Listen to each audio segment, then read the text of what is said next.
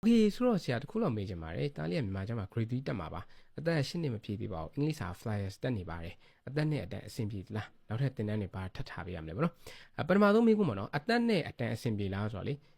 ဟိုတက်မဲ့ကလေးကစာလိုက်နိုင်နေဆိုရင်ထားပါကျွန်တော်အဲ့လိုအတန်းအောက်တာတွေမလုပ်ပါနဲ့ဥပမာကိုကတကယ်လို့ကိုကဟိုတားလေးကိုတကယ်လို့အသက်ကငယ်သေးတယ်မို့လို့မထားချင်ပါနဲ့အဲ့လိုမလုပ်ပါနဲ့စောစောပြီးလေကောင်းနေပါပဲပညာရေးမှာကိုကဒါရှင်းပြရင်လက်ဦးမှုရတာပါဗောနော်အတန်းကြုံနိုင်အောင်ပိုတော့ကောင်းပါသေးတယ်အဲ့တော့ဒီမေကွန်းကိုရိုးရှင်းဖြေပေးရမယ်ဆိုတော့ဟိုတက်နေတဲ့ဒီသားလေးပေါ့နော် तू ကတကယ်လို့စာလိုက်နိုင်တယ် easy ပဲဆိုတော့ထားပါအဲ့တိုင်းပဲဆက်ထားပါပြီးတော့ဒီ English စာ flyers တက်နေတော်တော်လေးကိုကောင်းပါတယ်အခုဒီနေ့ခင်ပါပေါ့နော်ကျွန်တော်တို့ဒီမျိုးဒီခေတ်ကြီးမှာဆို English စာကအရန်ကိုအရေးကြီးရဲ့ skill set တစ်ခုလို့ဖြစ်နေပါတော့ဘာသာစကားအနေနဲ့တော့မဟုတ်တော့ဘူးလူတိုင်းတက်ထားတဲ့ skill လို့တော့ဖြစ်နေပြီဆိုတော့ဒီငငယ်ရွယ်တွေက flyers တက်နေရဲ့ flyers ပြီးသွားလို့ရှိရင်ဆက်ပြီးတော့ B1 ကိုတက်ခိုင်းပါ flyer နောက်တစ်ဆင့်ကိုတက်ခိုင်းမှာလုံးဝမရက်ပါနဲ့ရှင်းပြောရရင် native အထိပြောနိုင်ရင်ပိုကောင်းပါတယ်လုံးဝဂိတ်ဆုံးအထိကိုတွားပါအင်္ဂလိပ်စာသင်တန်းကိုလုံးဝမပြတ်စေပါနဲ့ဒီအင်္ဂလိပ်စာအထီးတွေ့ရဖို့တဲ့ဒီအင်္ဂလိပ်စာသင်တန်းဒီ environment မှာအများအားထားပါဦးနော်အင်္ဂလိပ်စာ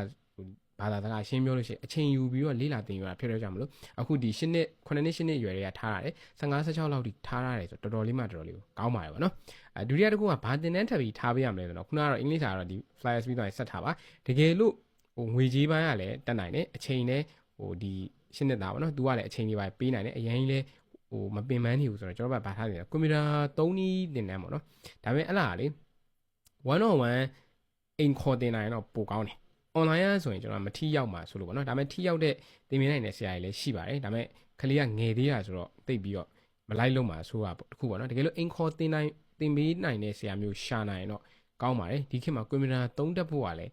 အင်မတန်မှအရေးကြီးပါတယ်ဗောနော်ဒါပေမဲ့အခုတွေကဖုန်းတွေပါပေးရလို့ဖုန်းတွေပါသုံးနေဆိုလဲကောင်းတယ်ဒါပေမဲ့ဒီရွယ်မှာဖုန်းသုံးနေတာဒါ game ဆော့ဖို့တို့ဒီ social media ကြည့်ဖို့လောက်ပဲဖြစ်နေတဲ့ကြောင့်မလို့ကွန်ပျူတာ3နည်းသင်ပေးနိုင်တဲ့ဆရာမျိုးရှာပြီးတော့1 on 1ခေါ်သင်ပေးနိုင်တော့ကောင်းပါတယ်ဗောနော်သင်တန်းအနေနဲ့ကတော့ကျွန်တော်ဒီဟာတော့ recommend လုပ်ပါတယ်ဒါပေမဲ့ဟိုလိုမျိုး mandatory တော့မဟုတ်ဘူးဒါပေမဲ့အနာဂတ်မှာဒီဟာကလည်းအရေးကြီးတဲ့ skill set လို့ဖြစ်လာတဲ့အတွက်ကြောင့်မလို့အခုတည်းကသင်ထားလို့ရှိရင်ဒီ15 16လောက်ရောက်သွားရလို့ရှိရင်ကွန်ပျူတာနဲ့ပတ်သက်ပြီးတော့ဘာမှဘယ်သူမှလှမ်းမေးကြမလို့တဲ့အရွယ်အနေထားဖြစ်သွားပြီဆိုရင်တော်တော်ကောင်းပါတယ်ဗောနော်ဆိုတော့သင်တန်းအနေနဲ့ကတော့ကျွန်တော်ဒါလေးကို